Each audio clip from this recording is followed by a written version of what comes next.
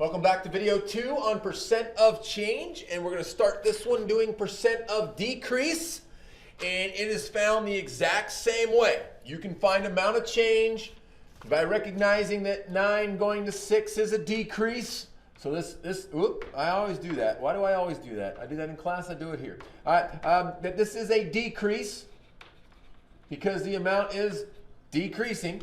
And then you can go 9 minus 6 and you can find the percent and call it a decrease. Or you can do it Mr. Ross's way. And Mr. Ross does my Rossism. I always have my ways that work for me.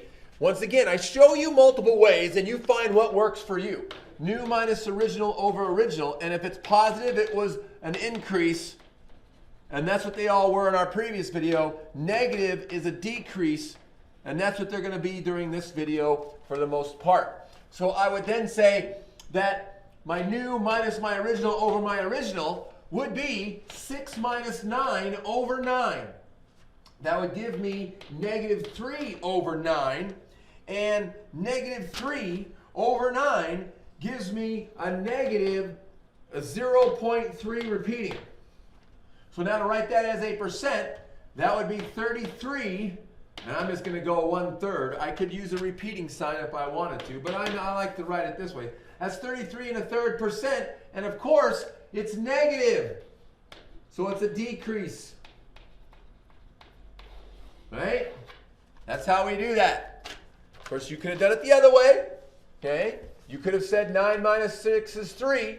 3 divided by 9 is 0.3 repeating, and you would have said 33 1/3%, and then you'd have recognized, as we did at the beginning, that it would be a decrease. Your choice.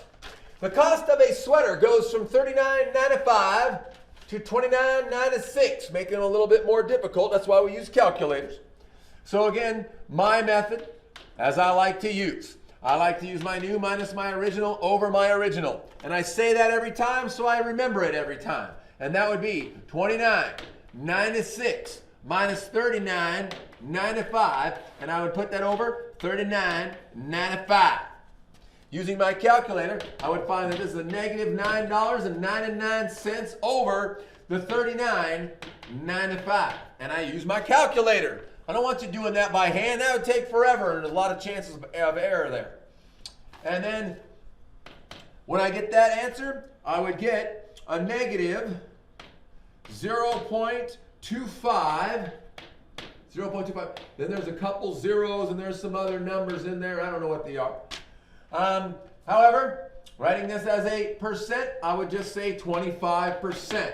All right? I'm not gonna go way into the decimal points on this percent. Rounding it to 25%, and of course, this was a negative, so it was a decrease.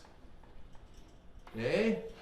That means they reduced the price of this sweater. It went from 39 to 29, and you could recognize that as a decrease, and then you could have done the other way. 39.95 minus 29.96 divided by the 39.95, and of course, that would give you the same answer. All right? Now again, I'm highly recommending that you watch and listen first, pause the video, and write second, and then move on. But it's up to you. Find the new amount. Okay? Same way as we did on the last one. Find the new amount. 120 pounds decreased by 5%. I could use the percent of change formula. To me, that can get very confusing. So I'm going to show you the other two ways that we talked about. Again, the Rossism way. And 120 pounds decreased by 5%. I could say the first way, I would take 120 and I would multiply it by my 5% written as a decimal. And when I do that, that would equal 6. And then I would take my 120. It says decreased, so I'm going to subtract 6, and I'm going to get 114. So that's 114 pounds. All right? The other way would say, hey, 120 pounds, that is my 100%. Decreasing by 5% would give me 95%. So I take my 120 pounds, and I now multiply it by 0.95. Now when I do that math straight up, it would give me 114. And so my answer is 114 pounds. I get the same answer either way. Again, figure out which way you like best. I keep showing them to you, and you're going to figure it out, and you're going to Ross and roll on your own. Find the new amount. 145 gallons decreased by 60%. So the first method, 145 multiplied by my 60%, which is 0.6 as a decimal. When I multiply by my 0.6 as a decimal, that gives me 87. I take my 145. Because it says decrease, I subtract 87, and I get 58. So my new amount is 58 gallons. Or I come over here, and I say my 100%, which represents my 145 gallons. That's what I start with.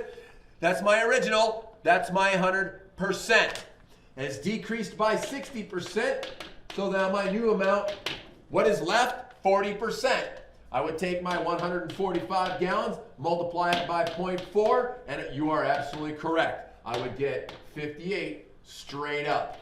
58 gallons would be my same answer. It is easy to do. Either method that works for you. Okay? I'll be honest.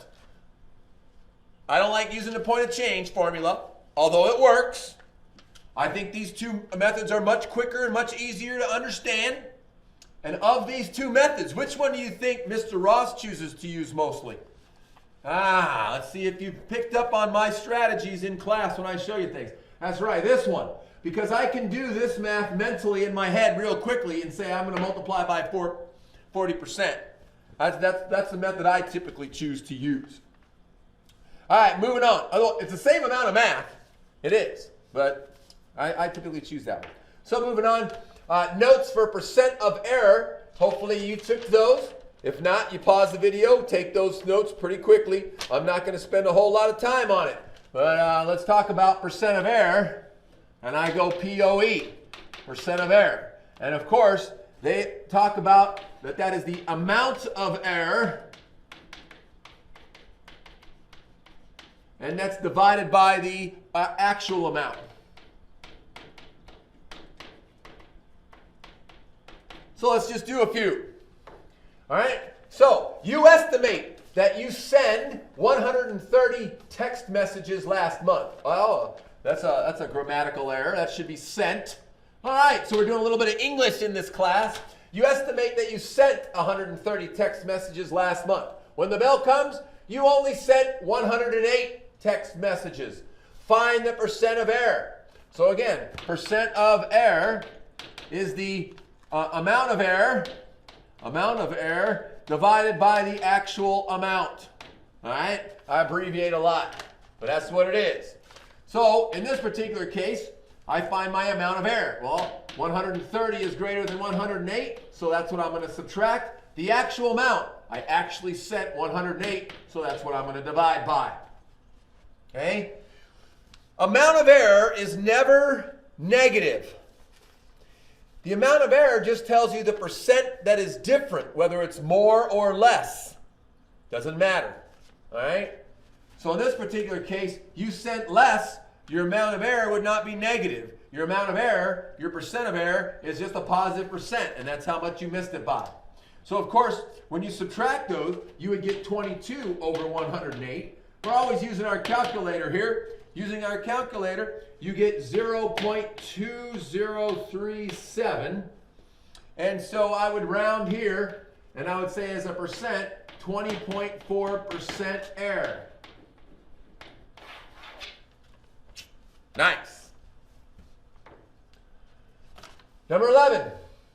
You thought you would get an 70% on a math test, and you actually got an 85%. Find the percent of error. Now notice this time it's going up. Your error goes up. It's still positive. It's positive whether it's up or down. Our last one, it went down. It wasn't negative. We still had a positive percent of error. So again, our percent of error is our amount of error over our actual amount. And we find that we have 85 is the greater number, minus 70. And we actually got an 85. So that goes on the bottom. When you do your math, you get 15 over 85. And of course, you're still using a calculator. That gives you 0.1764 for a 17.6% error. That's it. Percent of error. Ladies and gentlemen, that's it for our notes. Quickly, we're going to do a quick write. Identify the percent increase or as a percent increase or decrease. Then find the percent of change, round to the nearest tenth if necessary. And this time I threw in some fractions. Ooh, let's discuss that when we come to class, but please give it a try. Please give it a try and see what you come up with. Remember, come to class with questions. This might be one of them, but I need you to try it. If you don't try it, you're wasting your time asking questions on it. Okay? This should be percent of change. So we want to write down questions on percent of change. Please come to class after working hard on your assignment, finishing off your 45 minutes using aggressiveness and urgency. You know the drill. Have fun. Get it done as much as possible. Come to class with questions. Let's get it done in class, asking questions and learning.